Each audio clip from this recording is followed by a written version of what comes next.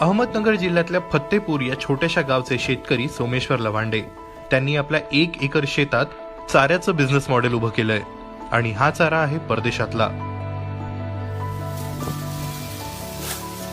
गेली 5 वर्ष ते परदेशी चारा आपल्या शेतात पिकवतायत।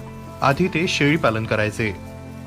आपण आपल्या शेतीमध्ये काहीतरी करू आणि 2-4 शेळ्या घेऊ बा। आपण शेळ्या 2-4 सांभाळल्या म्हणजे ज्या शेळ्यांना पिल्लं होते, त्या पिल्ल्यापासून जो येणारा पैसा आहे तो पैसा आपला एक प्रकारे मागं राहील आणि जे आपण रोज कामाला जातोय डेली तो कामाचा पैसा आल्याच्या नंतर जे आपला घरी बाजार हाट जो खर्च पाणी तो चालन आणि बाकीचा पैसा मागं पडेल।